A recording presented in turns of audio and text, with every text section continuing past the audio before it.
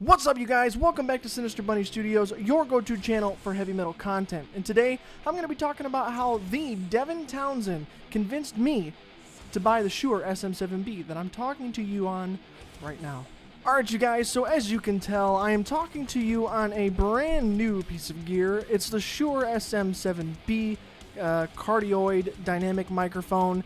And it's a legendary microphone. It's been around for a very long time. I think the first SM7 was around in the 70s. I mean, you've heard this microphone used on Michael Jackson's Thriller. Metallica's used it. A lot of big band, big name people have used this microphone throughout history to record their music and their vocals and stuff. And I've been thinking about getting it for a very, very long time. The only thing that was stopping me for the most part was the price, because it is a fairly expensive microphone in terms of consumer pro audio equipment. It's like $400, so that's pretty steep when you can buy a USB microphone for like $100, or like my Audio-Technica AT2020, get that for around $100-120, and that's very, very good, and it's well known for being very good as well. But it was time for me to make the upgrade, and the reason that I finally decided to do it was because of Devin Townsend. And if you don't know who Devin Townsend is, there's something wrong with you and you need to look him up. Look up Devin Townsend and listen to his music. It's phenomenal, very different. He has his own style, and it's just awesome sauce in music. But with all the coronavirus, COVID stuff going on, obviously, a lot of concerts and live music got stifled and concerts have been canceled.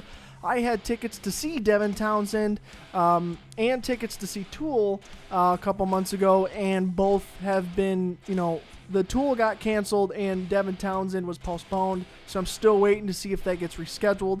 But either way, a lot of music has been kind of pushed off because of the whole virus thing. And so because of that, a lot of people were moving to live streaming and doing like live concerts and stuff. And Devin Townsend did a little bit of that, and he also was doing live like hangouts and talking with people and stuff like that. And so one day, I was watching one of his streams. He's talking to people and answering questions, and you can type questions in the chat and stuff like that. And if you don't remember, because you don't follow me on social media, go follow me on Sinister Bunny Studios on Instagram, Facebook, Twitter, all the fun stuff. But if you followed me, you would have seen this post right about... Oh, let me find it. I actually lost it now. I had a post where I took a picture right here. There we go. Found it. Right there on Instagram of me pointing at Devin Townsend on my screen. Now, the reason why I posted that was not only because I was watching him, but because he also answered a question of mine. I asked a question basically saying, hey, the Shure SM7B is a legendary microphone, but it has a fairly steep price. Do you think it's worth the money, especially for a poor college student? And he actually answered it directly and went on for a little bit about it. And if you want to go back and watch that stream, go to my Instagram, follow me there, go find that photo and the date that it was uploaded, because I don't remember. And then go to Twitch, find Devin Townsend's channel, and go to that same date. It should be on there. If he leaves them up, I'm not sure. But basically what he said was that when it comes to the Shure SM7B, this microphone right here, he has used all kinds of different microphones to record his records, and he's used microphones that are $3,000, $4,000, very, very expensive equipment. And when it came down to it all, he preferred the sound of the SM7B. So he preferred this $400 microphone over a lot of multi-$1,000 microphones. So he was basically saying, yes, it's worth it. You'll have a very good microphone for a very long time. It's built to last, and it sounds really, really good. So that was enough to finally convince me after thinking about buying it for so long. And I was waiting and saving up to be able to get it. And obviously with the pandemic stuff and my job situation, things got a little rocky. So I was waiting to make sure I was good to get it. And I just got it. And I love it so far because it's built like a tank, for one. And I don't need an annoying pop filter in front of me. I have another windscreen cover I can put on that'll get rid of more of the plosives. But I hope right now it's not that bad. And I'm watching a big-ass spider on my wall back there. Interesting. Anyway, Yeah, it's great. I just need to get a boom arm stand so that I can like move it. I've had those in the past and got rid of them because companies sent them to me and whatnot. And I ended up selling them because I didn't use it that much. But I need to find the right one because I have a glass desk and I don't want to break the glass or smash it with like the twist clamp stuff that you get for the boom arms. But regardless, I have the SM7B now, and it's notoriously quiet. And part of why I was also hesitating to get it was because I was afraid that I didn't have enough power with my preamps to get a decent signal from it. However, this microphone has allowed me to appreciate the PreSonus audio interface that I got, the Studio 24C. It's allowed me to appreciate it way more. Because not only is it super low latency, it has super quiet, high quality preamps in it. So because this microphone is so quiet, it has an output of like negative 59 decibels. My PreSonus interface has the max output of 50 decibels.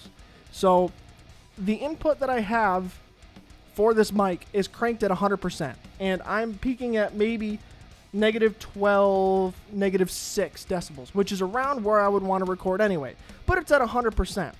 Usually when you have a preamp cranked that high, you'll get a lot of like hissy sound and stuff like that in the background. But to my surprise, I don't have much of that. You might be able to tell as well. Let me turn my fan off because you might hear the fan. But when I was listening to this, it was so quiet with it cranked at 100%. I was so proud of this PreSonus interface, and I'm so glad that I got it. I was worried that I didn't have enough power. I was going to use my Alesis mixer that I've had that you guys have seen in videos before because it has 62 decibels of maximum gain output. But it doesn't seem like I really need it. All I need to do is take this source and throw some compression on it and maybe bring it up a little bit in post, but that's it. It's a clean signal and it sounds good. There's no noise, and it's just very awesome that it worked out this way. And I'll just listen for a second and see if you hear much hum. You might hear a little bit of air moving from my neighbors and stuff using their AC, but I guarantee you it is actually very quiet.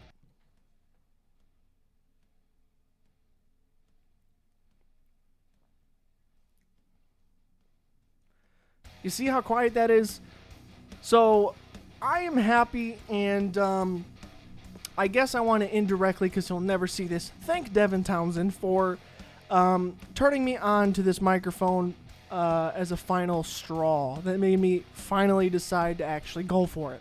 Because again, I've been thinking about getting this for so long. It's a workhorse of a microphone. A lot of metal people use it. It's great for vocals, and I've seen people even use it on guitar cabs and all other sorts of applications.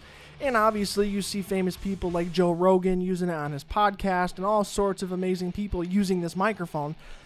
It's just, I'm so highly satisfied with finally getting it and how it sounds and how it works. And it's more compact as well. Like, I don't have to have my mic with a pop filter and worry about it getting in the way of the video and all that crazy stuff. Obviously, this mic is in the way a little bit because it's in front of my mouth, but I could just set it off to the side like this and still talk to you guys and have it sound good. So, is it worth the $400 in the end? I think so. I spent the money for it. You know, I'm not like super rich at all by any means, and I spent the money for it, and I think it was a great investment, as per Devin Townsend saying that it would be. And you're going to see a lot on upcoming videos and stuff. I'm going to be using it for my vocals instead of my Audio Technica, and it's going to be great. So I got a lot of stuff planned for it too. And this is just a single piece of new gear that I have to show you guys. It's just one that's more readily available for me to show you today. Either way, if you haven't watched my other video where I talked about changing my upload schedule, go ahead, click over to this card up here and go watch that. I'm changing when I'm going to be putting videos out, and you'll probably notice that with this video whenever this comes out. So if you haven't, go watch that. And if you also haven't and you're still trying to find that picture of me and watching Devin Townsend, go follow Sinister Bunny Studios on Instagram and Facebook and Twitter. It goes a long way to help, and when there's periods of time like recently where I didn't have a lot of resources to output videos and content, I post a lot on social media and stuff like that. So you'll get updates and content coming from me on social media. So don't forget to go do that. Also, subscribe and hit the bell notification icon because we're getting up there in subscriber count.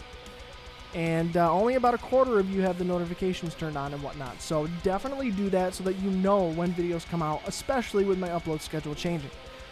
It's going to be great. I got a lot of cool new gear, and things are starting to kind of fall together. So make sure you follow me on all the things. And thanks for watching this long video of a rant. Either way, thank you guys. Thank you, Devin Townsend, for convincing me to get this microphone in the end.